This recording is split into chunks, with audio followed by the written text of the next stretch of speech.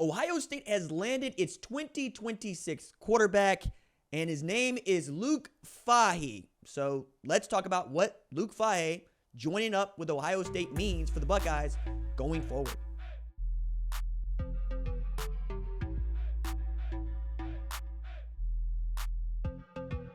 What's up, kid folk? It's RJ Young. I am not on a step mill. If this is your first time watching Adapt and Respond, thank you for joining us here. We talk college football year round. If that is something you're into, go ahead and hit that subscribe button, like this video, and answer the question in the comment below. Do you think that Luke Fahey is going to eventually earn the opportunity to start or be the starting quarterback at Ohio State? I'm also going to take this opportunity to remind you we got an audio podcast on Apple and Spotify. And if you are kind enough to go to Apple, go to Spotify, leave us a 5-star review, fill out this form in the description below, and I will send you one of these Adapt and Respond stickers gratis and a thank you note from me because, well, you're doing me a service and it's ad-free listening. So if you like half-hour shows, 40-minute shows, you like no ads, go to the audio podcast, watch it on video on Spotify if that's what you do. Let's talk about Luke Fahey, who is filling, I think, a need for Ohio State more than anything else. Ryan Day has taken a quarterback in every single class, and I don't think that's going to change in the name, image, and likeness revenue sharing era. We've seen this with immediate transfer. We've seen this because of rampant movement in the transfer portal. It always feels like you can go get a guy, but the better programs like to develop their own, or I should say, there are better programs that like to develop their own, and there are programs that do a very good job of identifying what they need and then integrating it into their system as quickly as they can. Ryan Day has done both of those things, right? With Will Howard, it was a one-year rental. He brought him in. They integrated quickly with the new offensive coordinator, Chip Kelly, and they got the ball rolling pretty quick. You could say there were moments when Will Howard didn't look his best, particularly against Michigan. And I would even say toward the end of the game versus Oregon, but he didn't play badly. He just had one bad game, or one bad snap in that game, one bad play in that game. And then you have guys like CJ Strad, who was ranked 838th in the country before going to Elite 11, winning the whole damn thing, becoming a top 50 player, and eventually earning an opportunity to play at Ohio State. And he ascended, right? Beat out Jack Miller, beat out Kyle McCord, became the guy. And up until Will Howard had been the best quarterback that Ryan Day had brought in out of high school, right? I think Justin Fields would also be an argument there. Dwayne Haskins could also be an argument there, but I'm really certain about the CJ Stroud part of this. Like, it's very cool. I love his story. You know this if you've been watching this show for any length of time. I don't know that Luke Fahey is the same sort of talent. Might be on par with perhaps an Aaron Nolan or even a Lincoln Kienholz. But Tavian St. Clair coming in 2025, that's the guy that I think many people are pinning their hopes and dreams on if and when Julian Sayin either leaves Ohio State or leaves for the NFL, which would also be leaving Ohio State, but you get my point here with the transfer portal being what it is. And that's another reason why you always want to take a quarterback, I think. That's one of the reasons why you always want to have one in the boat. You never know what the portal's going to do. You never know what your injury situation is going to do. And you never know when Devin Brown might, not be the guy that you thought he was going to be. Wearing that 33 was, for me, kind of a dead giveaway. I get to Sammy Bosch, your dad's guy, but quarterbacks don't wear 33 in 21st century. It's just not necessarily a good look. But I think he's going to be pretty good at Cal. I just hope he's not wearing 33. He might be. Perhaps that'll improve his game at Cal because it didn't at Ohio State. But that's another thing that you've also had to see from Ryan Day. He watched Aaron Nolan leave. He watched Devin Brown leave. He watched Kyle McCord leave.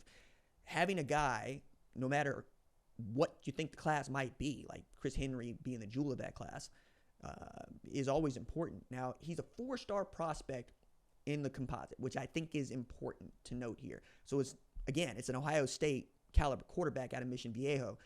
But if you're looking for statistics to blow your mind, if you're looking for wins to blow your mind, you're not going to find them with Luke Fahey. But anybody you offer and anybody you bring in on a 3-day visit is someone you really, really like.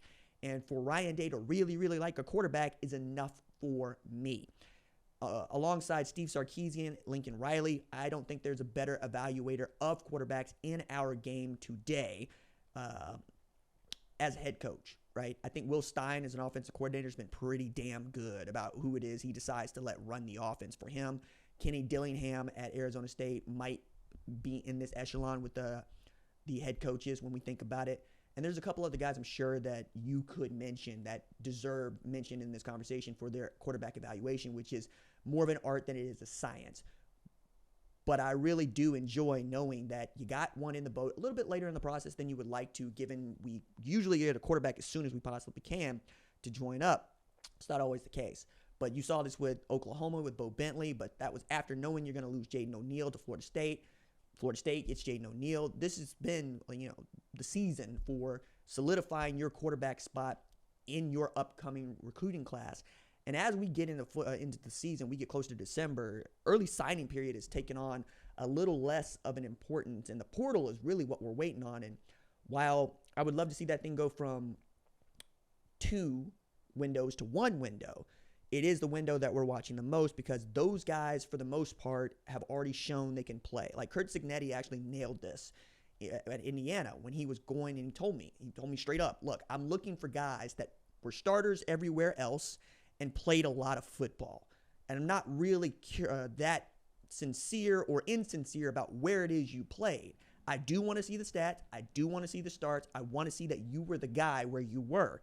If you're the guy where you were, you could be the guy here. And that usually translates, right? This is why as you get down in the group of 5, you see a lot of former FCS all-stars and private school all-stars like that had 16 tackles for loss last season but were at Slippery Rock, right? Another example of this would be Jared Verse coming out of Albany, ended up at Florida State. Outstanding player at Florida State. He's a winner. He had been the guy where he was, and that continues to translate. Not so certain that it translates with quarterbacks all the time, but more often than not, you're not going to get a Max Brosmer because out of Maine because he can't play, right? You're going to get guys, Mark Gronowski out of South Dakota State going to Iowa because he can't play. I think if you're patient with him, Luke Fahey, and you want to see him develop, this is a great project for Billy Fessler. This is really good. Because you could have a guy that is ready to compete for the role and surprises people, but you also are going to have a guy that you can depend on if things go bad to throw him in there and perhaps be ready to play. Now, that's not this year. That'd be next year. Not this year. It would not be his freshman year, 2026. It would be 2027. But you know all that because you're going to recruit a guy for the 2027 class and so forth, so on. I like this. Some guys take 2 quarterbacks in a class because the nature of the transfer portal is just that. And you tell them, like you tell running backs, I'm going to try to recruit somebody to beat you out. That's what I'm doing. I'm going to try to make sure you never see the field because I got somebody in here better than you who outworks you. Not every player responds to that sort of competition, particularly quarterbacks. You want to bring in more than one, they say Godspeed, and they go somewhere where they don't. I think this is really taking hold now that we're in the revenue sharing era, now that we're getting toward, okay, what's a quarterback worth? What's a Power 5 or Power 4 quarterback worth?